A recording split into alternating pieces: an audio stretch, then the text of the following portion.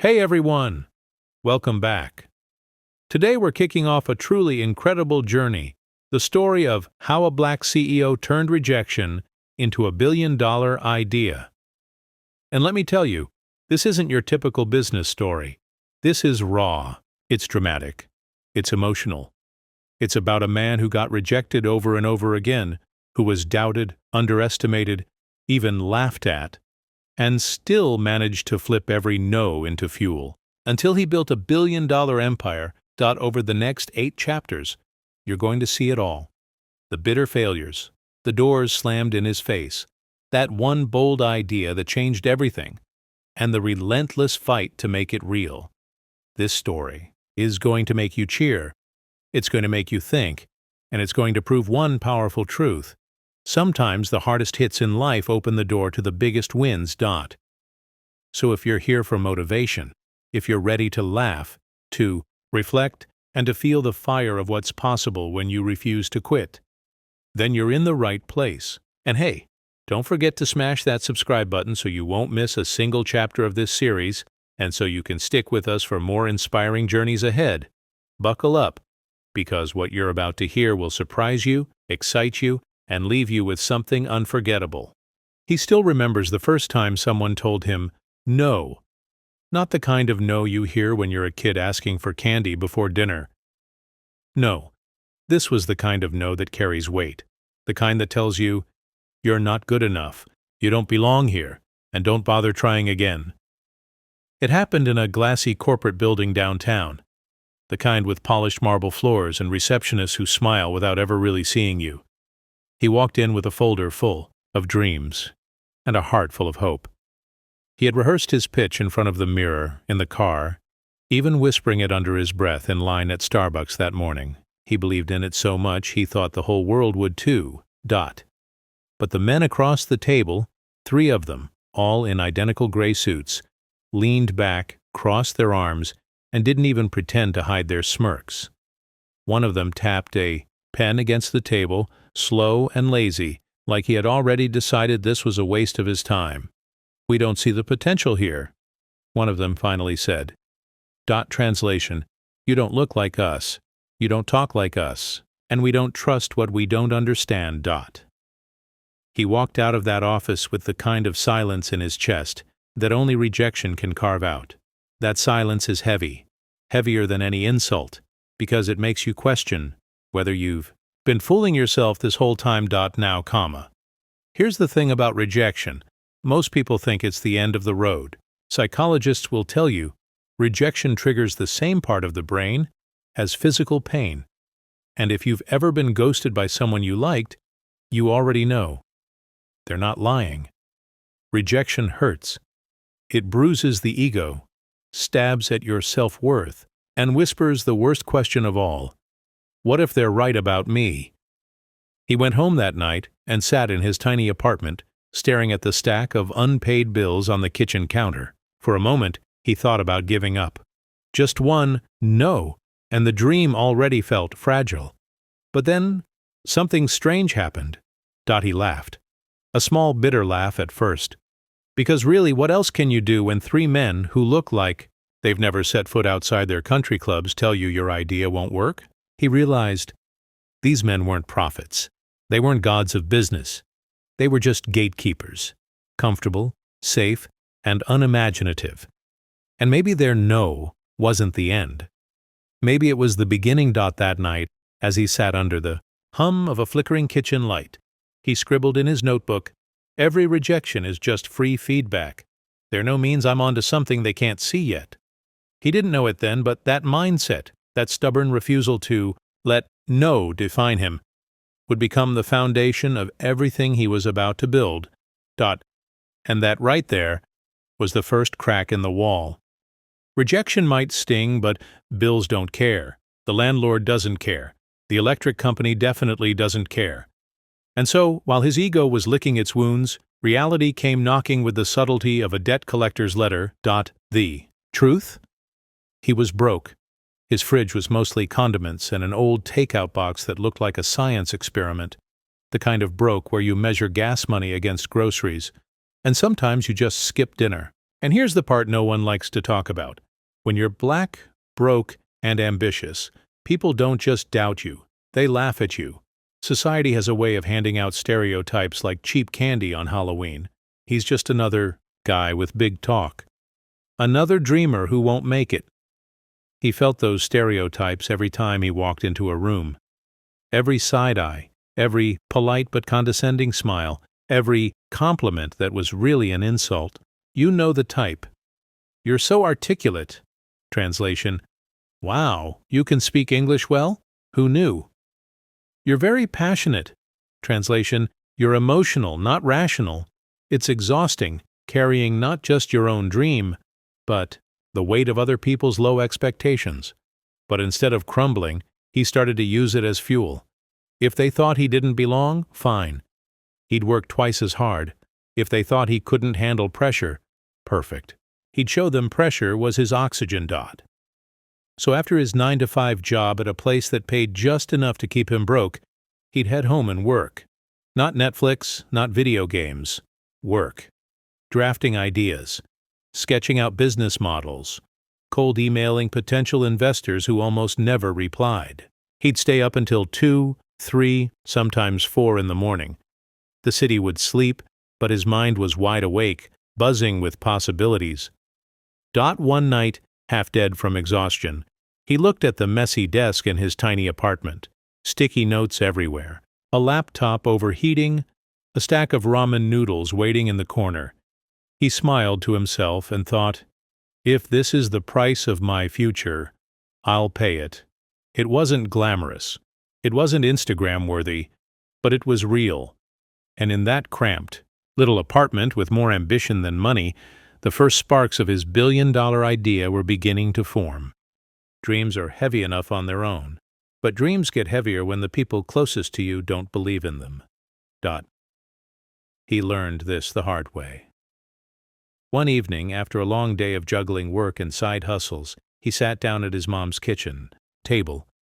She looked at him with a mixture of love and worry, the kind of look moms have mastered. "Baby, maybe it's time to stop chasing this," she said gently. "You're smart. You could get a steady job, something safe." Safe. That word stung, because what she really meant was, I don't think this dream is going to work, and I don't want to watch you break yourself trying. He didn't blame her. She'd seen too many people like him, black, ambitious, full of ideas, slam into the brick wall of society's biases. She just wanted him to survive. But survival wasn't enough for him. He wanted more than just a life that was safe. Then there were the friends. Oh, the friends. The ones who laughed when he passed on Friday night drinks because he had all the work to do. Work? Bro, you ain't even got a real business yet. Come on, stop pretending you're the next Zuckerberg. Laughter cuts deeper when it comes from the people you thought were in your corner, and yet, he smiled through it, even when the smile felt fake. But the hardest moments weren't the arguments or the jokes. The hardest moments were the tiny humiliations, like when his card got declined at the grocery store and the cashier raised an eyebrow, or when he wore the same pair of shoes so long the soles started to peel and he caught strangers looking down at them. Humiliation is sneaky. It doesn't punch you in the face, it just erodes you slowly, drop by drop, and if you let it, it'll convince you to shrink, to play small, to stop daring. But every time he felt that sting, he made a quiet promise to himself. One day they'll remember laughing at me, and I'll remember that it only made me stronger. That promise didn't erase the pain, but it gave him fuel.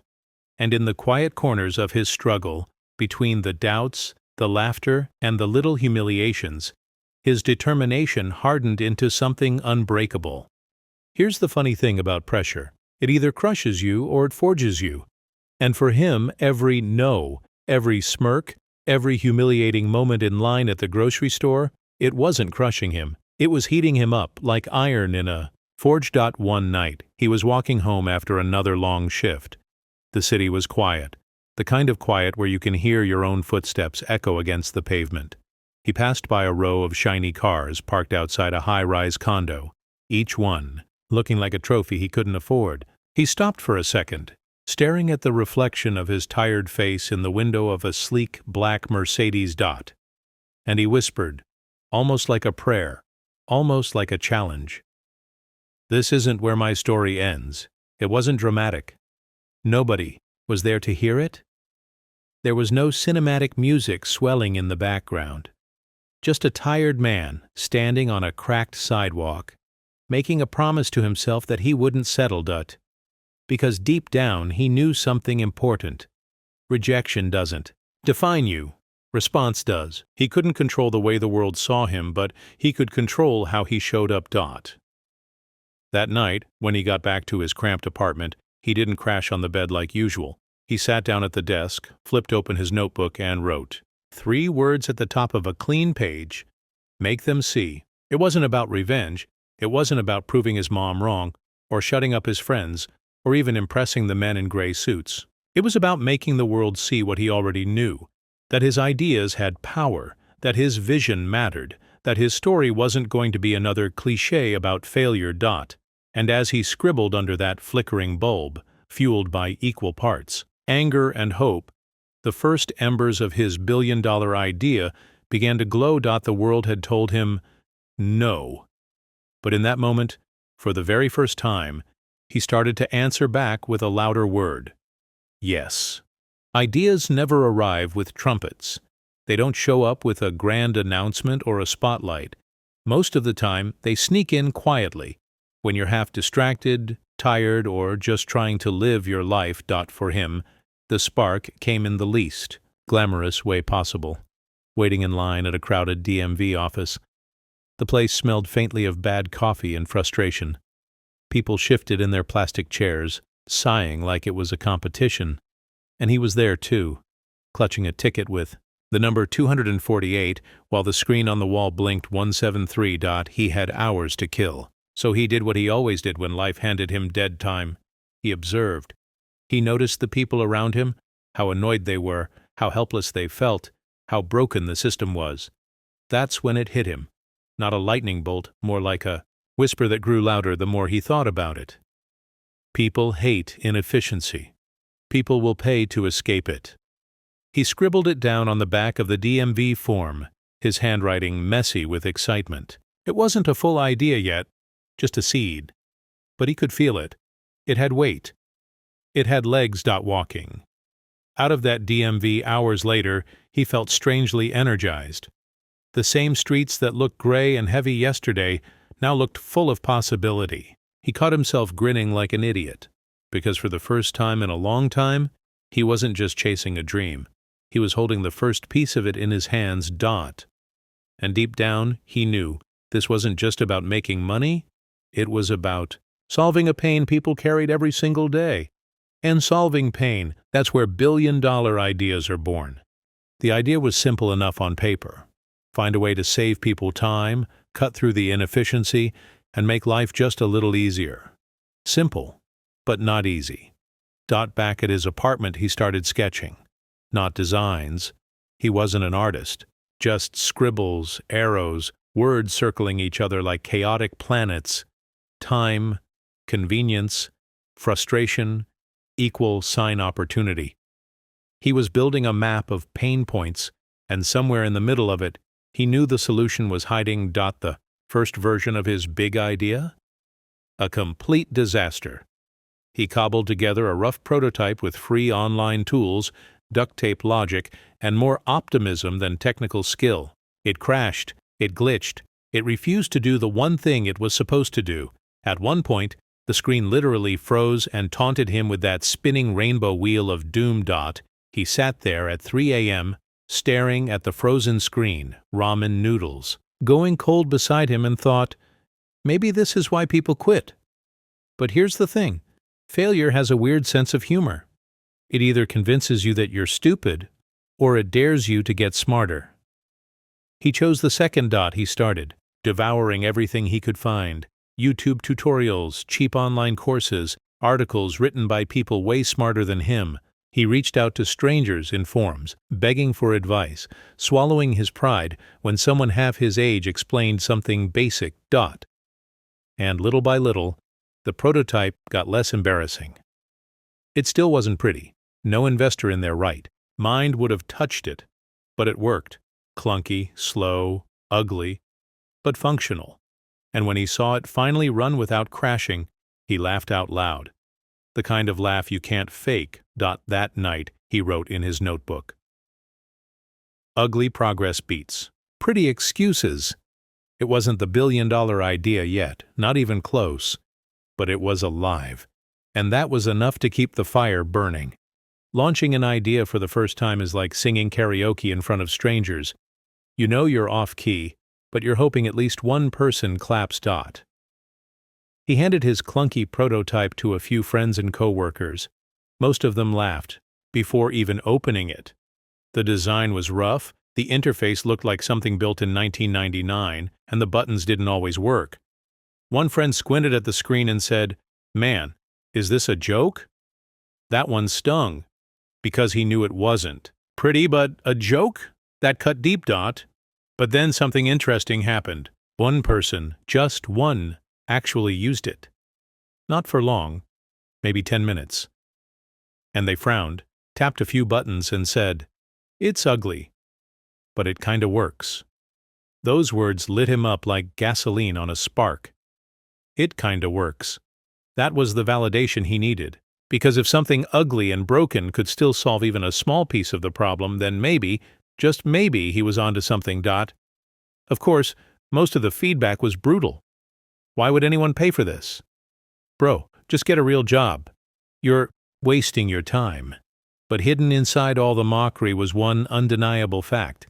The prototype did what it was supposed to do. Imperfect, clumsy, embarrassing, but real. That night, lying awake in his apartment, he replayed that phrase in his head. It kinda works. And in the silence he smiled.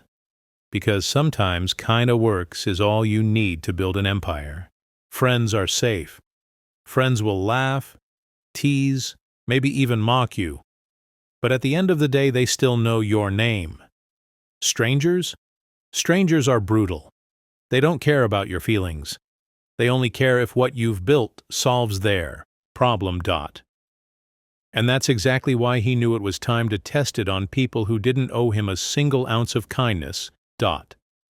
The first time he showed his prototype to strangers was at a small community event downtown, a hall full of folding tables, cheap coffee and paper cups, and the smell of nervous ambition in the air.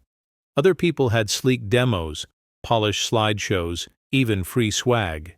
He had, well, a clunky laptop with a program that barely worked and a business card he printed at home on an old inkjet printer.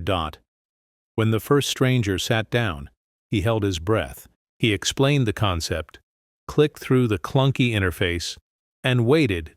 Silence. The man squinted, poked at a button, frowned. For a second, his stomach sank. And then the man said something he would never forget. "It's not pretty, but I'd actually use this." That was it. Not applause, not fireworks, not investors throwing money at him, just one sentence, flat and honest. But it was enough to make his chest feel like it was on fire. Of course, not everyone was impressed. Some shook their heads, muttered "good luck," and walked away. A few didn't even bother trying it. Rejection was still there, waiting in the corners. But this time the rejection didn't sting, because between all those no's he'd finally found his first real yes. And one yes from a complete stranger is worth more than 100 polite nods from friends. That night, on the train ride home, he stared out the window at the blur of city lights and whispered to himself, this could be real. The moment you decide to chase funding, the game changes. Suddenly it's not just about having an idea. It's about convincing other people your idea is worth betting on. And let's be real. Convincing investors is like trying to sell ice in Antarctica. Everyone already thinks they know what's valuable, and they don't want to be wrong. He walked into his first pitch meeting dressed in his best suit, the only suit he owned, the one he'd worn to every job interview since college. He carried his beat-up laptop, his messy slides, and a heart pounding so hard he swore the whole room could hear it. The investors sat in sleek leather chairs, sipping bottled water that probably cost more than his weekly groceries. They listened politely for about 5 minutes, nodding, glancing at their phones, occasionally exchanging the kind of looks people give when they've already made up their minds. And then came the verdict. "We don't see a scalable model here." Translation: "We don't trust you to make this big enough to matter." Another investor leaned back and said with a smirk, "It's a cute idea, but where's the real money?" He left that meeting with the taste of metal in his mouth. The words echoed in his head. Cute idea. Like his dream was a puppy to be petted, not a machine that could change lives. But instead of breaking him, the rejection sharpened him. He realized investors weren't just looking at the idea, they were looking at him. They were asking themselves, is this guy the kind of person who can take a hit and still keep swinging? So he kept swinging, meeting after meeting, door after door. Most slammed shut before he even finished his pitch. Some slammed shut before he even opened his mouth, but each no became fuel. Each rejection was training. He was learning how to stand taller, speak clearer, fight harder. And somewhere deep inside, he made a promise. One of these doors will open. And when it does, I'll make sure they regret ever doubting me. It was his biggest pitch yet. A mid-sized venture firm had agreed to hear him out. Not just a coffee shop chat, not just a send us your deck, a real meeting in a real boardroom with people who actually had the power to write a check. He came prepared. The suit was pressed. The slides were polished, still basic, but clean. He'd practiced his pitch so many times in the mirror that the words flowed like muscle memory. For the first time, he walked into that room not just with hope, but with confidence. And for a while it worked. The partners nodded. They leaned in. They asked questions, the good kind, not the dismissive ones. His heart raced. For the first time, he thought, this might actually happen. Then came the question, the kind that cuts deeper than 100 rejections. One of the partners, an older man with silver hair and a smile that didn't reach his eyes, asked, "This is impressive, but do you really think someone like you can lead this at scale?" The room went silent. He knew exactly what someone like you meant. It wasn't about his slides. It wasn't about his business model. It was about his skin, his background, his face. For a split second, he considered walking out, just slamming the laptop shut and leaving. But instead he smiled, forced his voice steady, and answered, "Yes, because I already am." The partner chuckled, the kind of chuckle that says, "Cute answer, but I don't buy it." The meeting ended 15 minutes later. No deal, no check, just another door slammed shut. But as he walked out into the bright afternoon sun, he felt something shift inside. The rejection still stung, but this one was different. This wasn't about the idea. It was about him. And that made him furious. Fury is dangerous, but it's also fuel. And as he stood on that sidewalk, cars rushing by, city noise blaring around he clenched his fists and whispered to himself, "One day, I'll make sure there's no question about someone like me." The funny thing about life is that sometimes the biggest breaks come from the most unexpected places. Not the glossy boardrooms, not the people with gold watches and fake smiles. Sometimes it's the person you almost didn't bother meeting. He was at a small networking event, more like a glorified happy hour than a serious business gathering. Plastic cups of cheap wine, name tags that kept peeling off, and people pretending to be more important than they really were. He almost didn't go. He was tired of rejection, tired of polishing the same pitch only to watch it crash against another wall of no. But then, in the corner of the room, he met her. She wasn't wearing a suit, no Rolex, no entourage, just jeans, sneakers, and a sharp look in her eyes. She asked what he was working on, and unlike the others, she didn't look past him when he started explaining. She leaned in. She asked real questions. And then she said the words he hadn't heard in months. "Show me." He pulled out his battered laptop, half embarrassed, half proud. The demo was clunky, the interface ugly, but he walked her through it. She clicked around, frowned a little, then smiled. "It's rough," she admitted, "but you're solving a real problem. I don't care what it looks like right now. I care that it works." Those words hit him harder than any rejection ever had, because finally someone wasn't judging him for how polished he looked, or how smooth his slides were, or where he came from. They were judging the work. By the end of the night, she handed him a card. "Call me. Let's talk more. I might know people who'd be interested." It wasn't money yet. It wasn't a deal. But it was oxygen, and after months of drowning in doubt, that small spark of belief felt like the beginning of something huge. A week later, he stood outside a small office building on the east side of town, clutching the business card she'd given him. He had called, she had answered, and now somehow he was about to walk into a meeting that felt different from every pitch he'd done before. Her office wasn't flashy. No marble floors, no receptionist pretending to care. Just a modest space with plants by the window and the faint smell of coffee. She greeted him with a handshake that was firm but warm, then gestured for him to sit. "Relax," she said. "This isn't a pitch. I just want to understand what drives you." That one sentence nearly knocked him over. Not a pitch? For months, all he'd been doing was pitching, selling, convincing. Nobody had ever asked what drove him. He told her. Everything. The long nights, the ramen dinners, the laughter of friends who didn't believe, the sting of rejections that piled higher than his unpaid bills. He told her why he cared so much, because inefficiency wasn't just an inconvenience. It was a tax on ordinary people's lives, a tax nobody deserved to pay.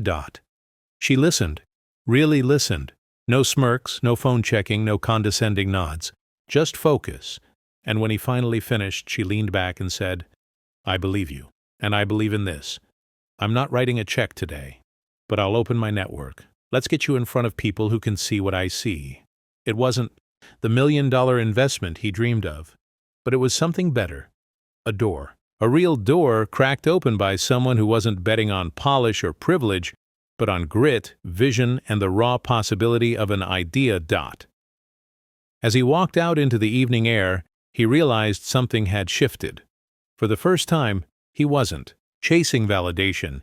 He wasn't begging someone to take him seriously. This time, someone already did. The introduction changed everything. One email, one phone call, and suddenly he was in rooms he never thought he'd step into. Conference tables longer than his apartment, city views from the 40th floor, conversations sprinkled with words like valuation, equity, and exit strategy. He wasn't just hustling alone in a cramped apartment anymore. He was in the arena, and the arena was brutal. These investors were sharper, smarter. They weren't the dismissive types who brushed him off in 5 minutes.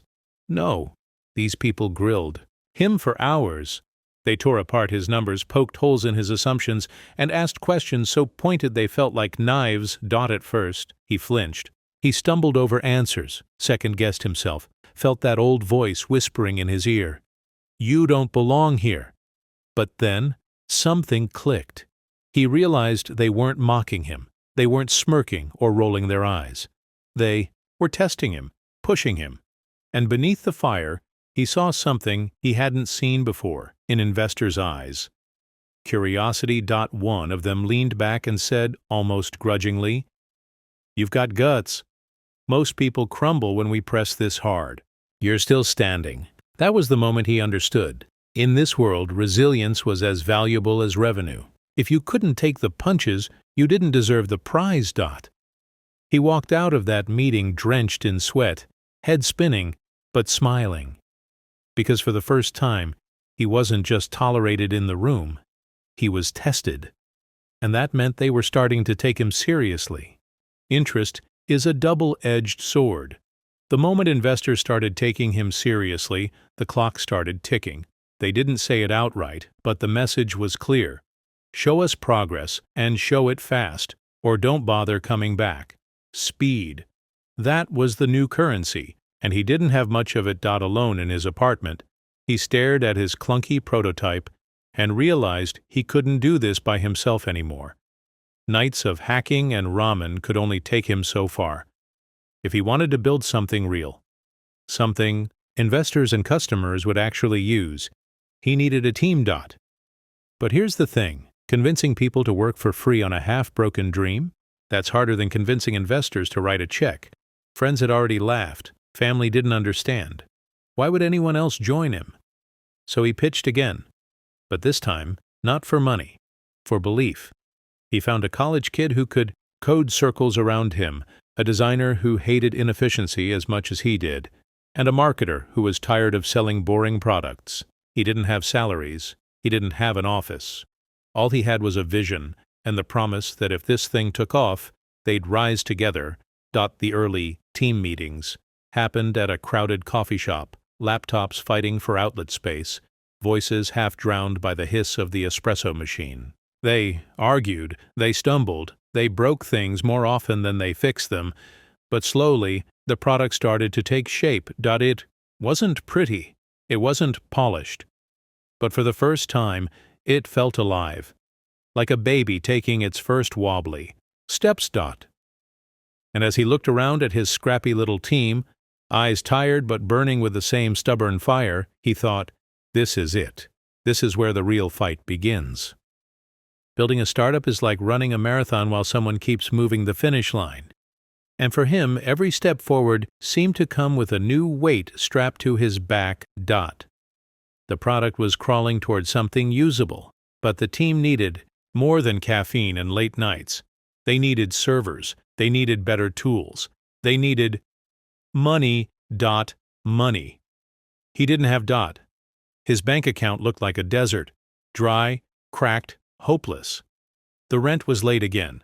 The power company was sending friendly reminders that didn't feel friendly at all.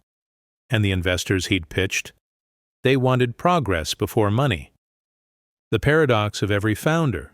You need money to build, but you need to build to get money.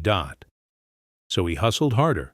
He freelanced on the side, building websites for small businesses, tutoring kids in math, even delivering groceries on weekends. He worked until his body felt hollow, then poured whatever scraps of energy he had left into the startup. The team saw it. They saw the exhaustion in his face, the way his hands trembled after too much coffee and too little sleep. But they stayed. Not because he paid them. He couldn't. They stayed because he made them believe. Still, failure lurked everywhere. A server crash wiped out 2 weeks of progress. A potential customer bailed at the last second, and once, during a demo, the product froze completely in front of a room full of strangers. He felt the old shame rise up, hot and suffocating. But instead of apologizing, he cracked a joke. Well, at least it didn't catch fire. That's progress. The room laughed. And somehow that broke the tension. They rebooted, tried again, and it worked. Not perfectly, but enough. That night, back at the coffee shop HQ, he told the team, "We're running on fumes right now, but fumes still burn. And if we keep moving, even crawling, one day this thing will fly." The words weren't just for them. They were for him, too. Because deep down, he knew the truth. The line between breakthrough and breakdown was razor thin, and he was walking it every single day. Every founder dreams of the first real user, not your mom, not your best friend who promises to try it out later. A stranger. Someone who doesn't owe you anything, who decides to click, sign up, and actually use what you built. For him. That moment came on a Tuesday afternoon. He was hunched over his laptop at the coffee shop HQ, debugging yet another glitch, when a notification popped up. New user registered.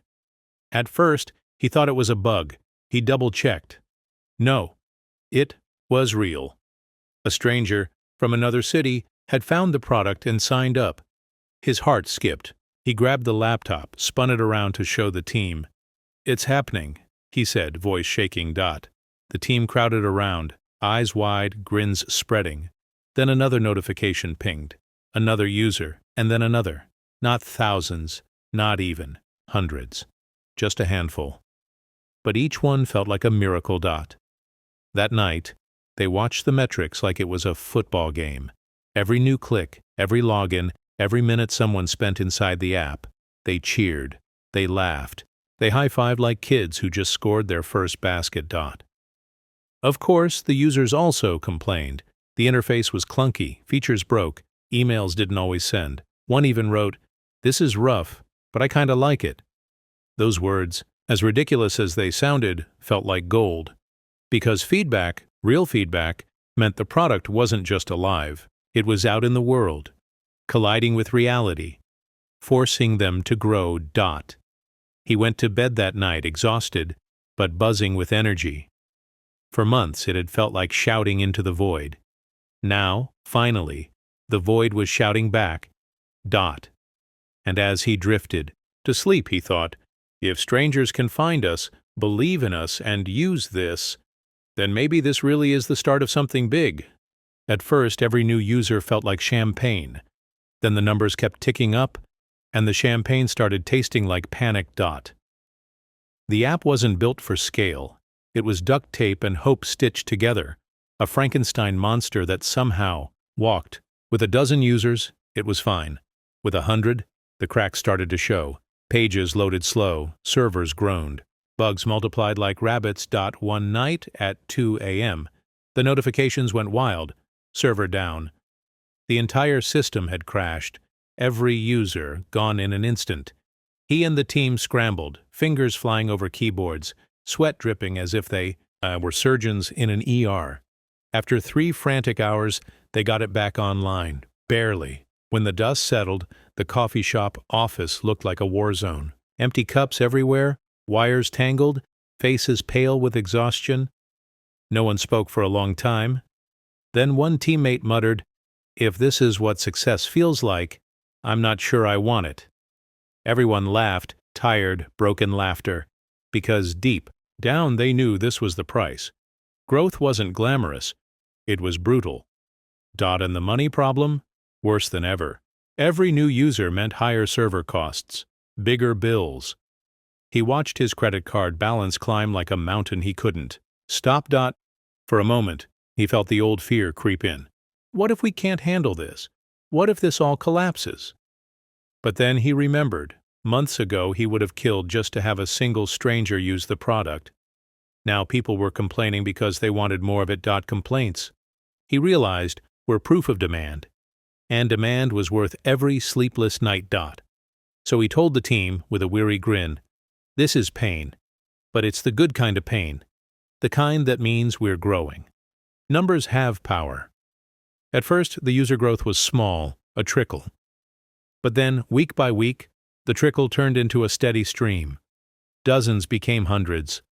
Hundreds threatened to become thousands. And that's when the sharks smelled blood. His inbox, once a graveyard of polite rejections, started buzzing with interest. Subject lines like, "Let's chat," "Potential partnership," and "The Holy Grail." We're interested in investing. He should have been thrilled. And part of him was. But another part of him knew, investors don't circle because they love you. They circle because they sense opportunity, and they want their bite. Suddenly, the meetings felt different. No more smirks, no more dismissive chuckles. Now they leaned in, they asked about growth rates, retention numbers, burn rates, words that made his stomach churn. And here was the cruel irony. The very thing he had dreamed of, attention, was now a new source of pressure. Because attention comes with expectation, and expectation comes with weight. The team felt it too. They worked harder, slept less, pushed code faster. Every bug felt like a betrayal. Every crash felt like the end of the world. One night, after a particularly brutal investor call, where he fumbled a question about financial projections, he walked outside, phone still hot in his hand, and nearly screamed at the sky. "I wanted this. I asked for this. So why does it feel like it's killing me?" But then he remembered something his mom used to say when life got hard. Pressure makes diamonds, but it also bursts pipes. Which one are you? That question echoed in his head. Diamond or pipe? Break or shine? He didn't have the answer yet, But as he walked back into the coffee shop, saw his exhausted team still hammering away at keyboards, he knew one thing. They weren't quitting. Not now. Not ever. The day it happened, he almost didn't believe it. After months of no, after rooms full of smirks and questions loaded with doubt, the email arrived. "We'd like to invest."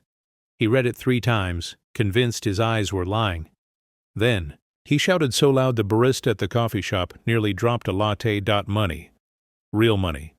Not freelance scraps, not maxed out credit cards. Enough to pay for servers.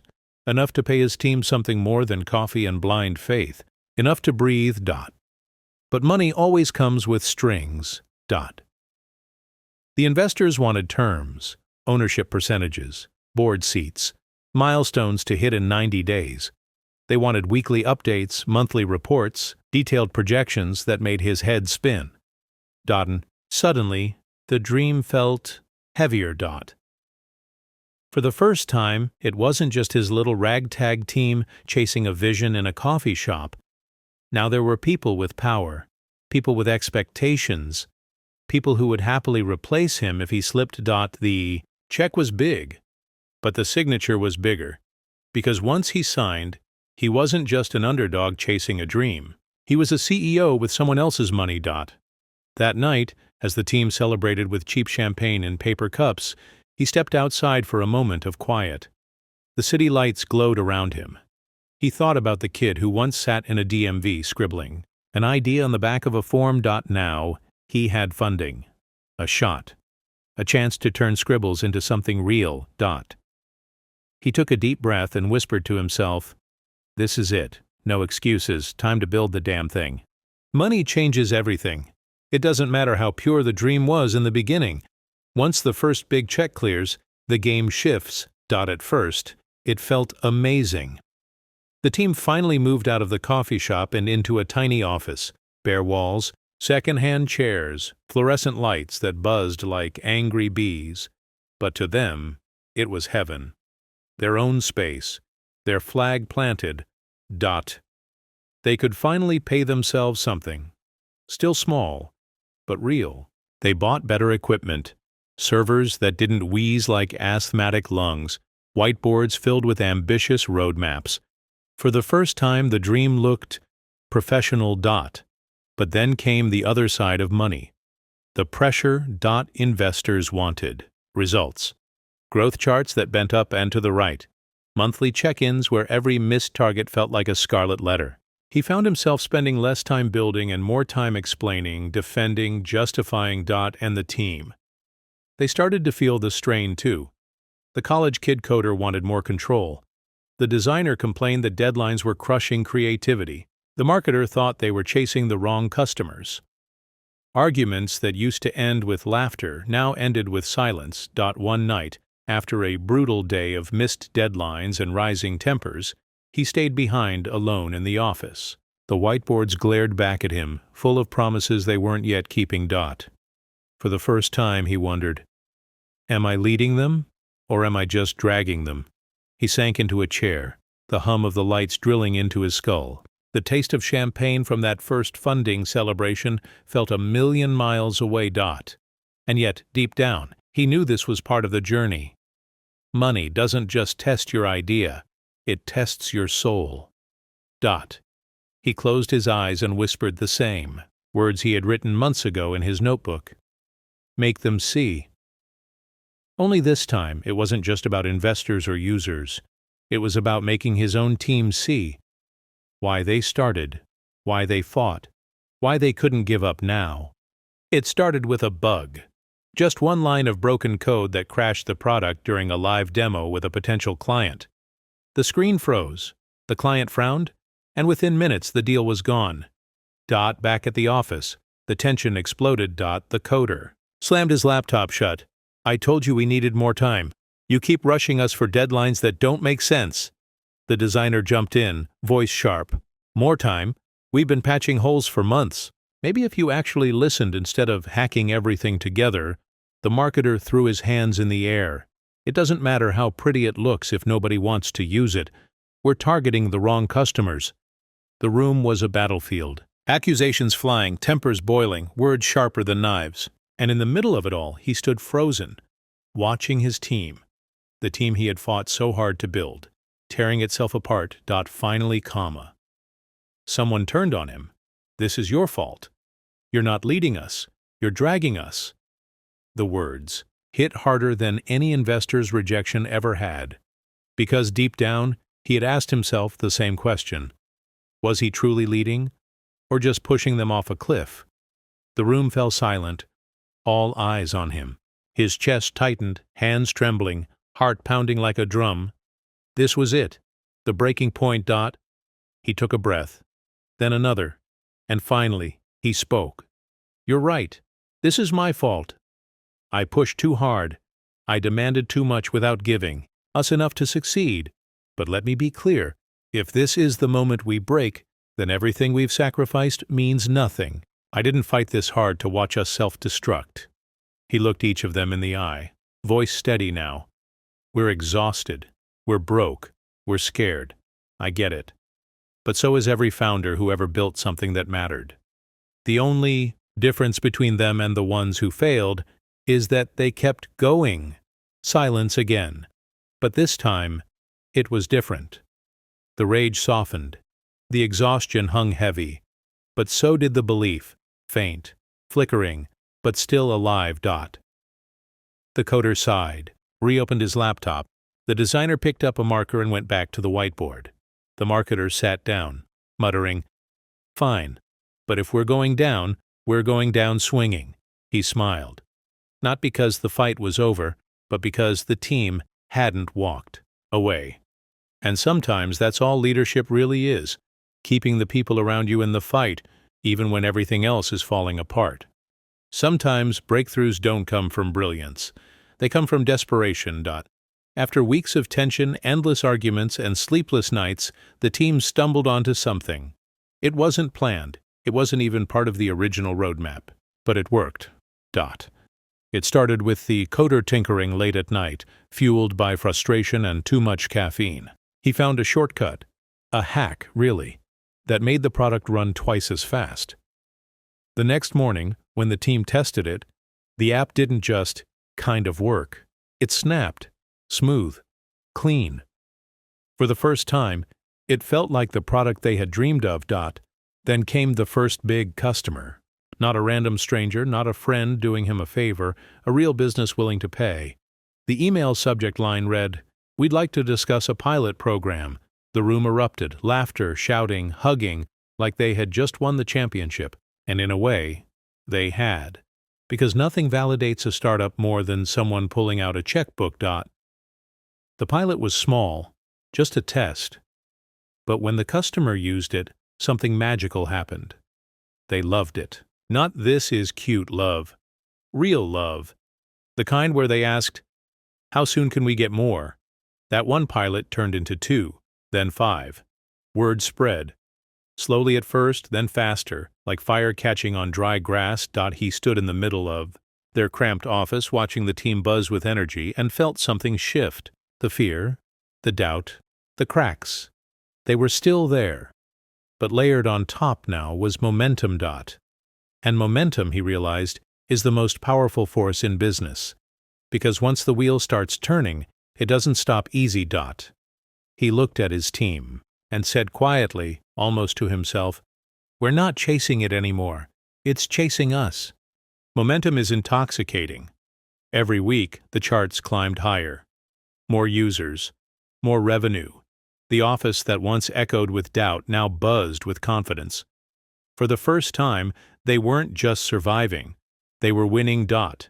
And that's when the giants noticed. It started with whispers. A friend forwarded him a screenshot from a competitor's Slack channel. They were talking about his product. Then came the articles, small blogs at first, then bigger outlets. Could this startup disrupt the market? At first, it felt flattering. He and the team laughed, screenshotted every mention, celebrated every article.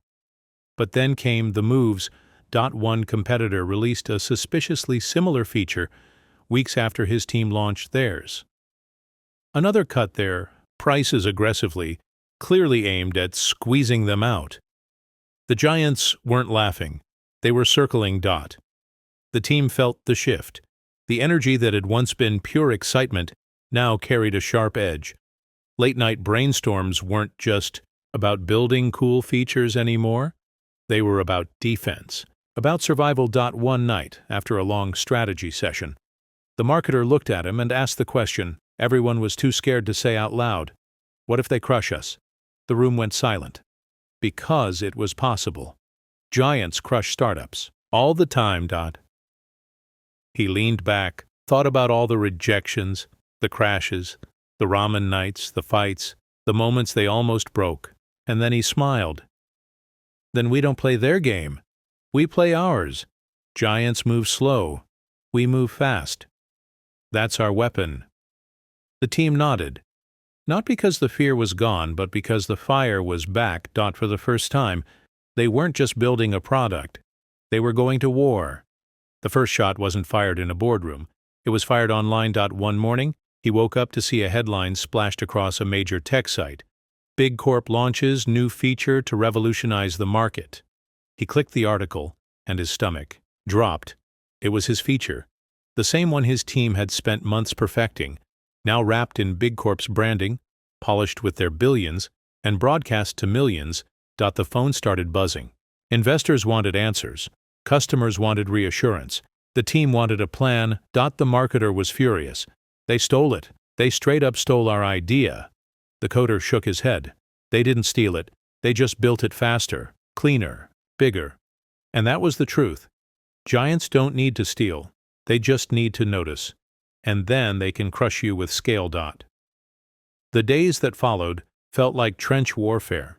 Big Corp slashed prices, ran ads everywhere, bought up keywords his startup couldn't afford.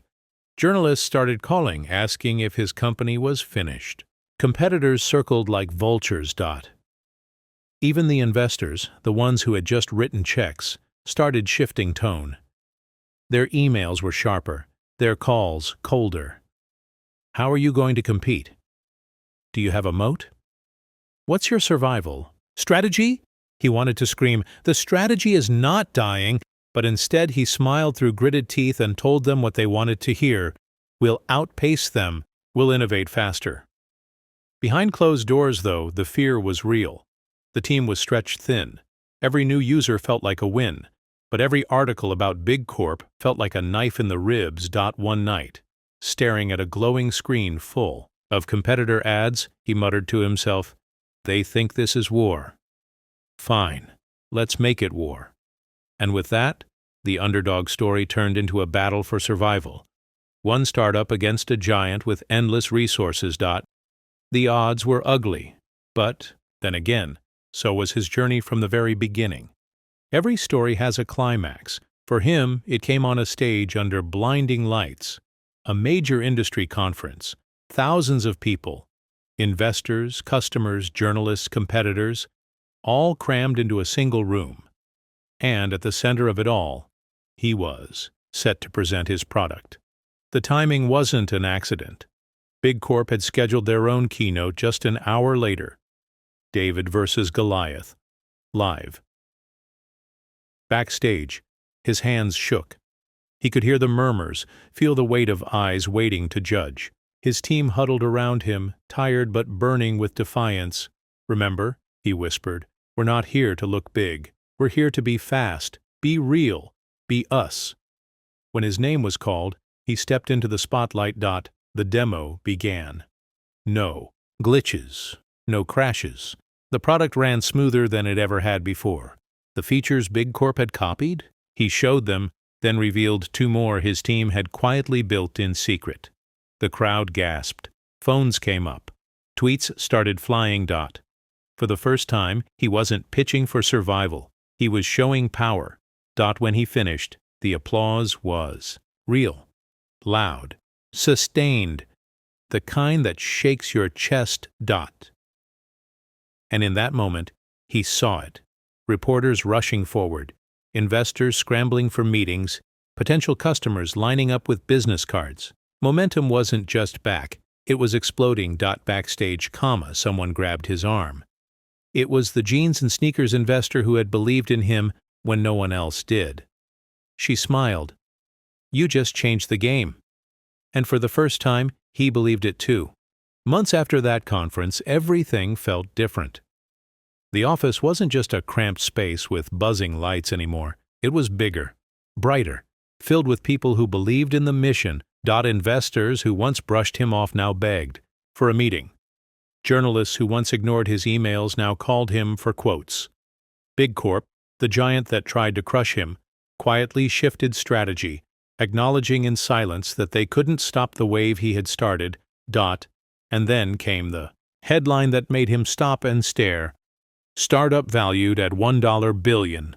A billion. The same man who once counted coins to buy ramen was now leading a company worth more than he could have ever imagined. But when the reporters asked him how it felt, he didn't talk about the money. He talked about the no's, about the smirks in boardrooms, the long nights in coffee shops, the team arguments that almost tore them apart. Because the truth was simple, rejection didn't destroy him. It built him. Every no had been fuel, every closed door had sharpened his resolve.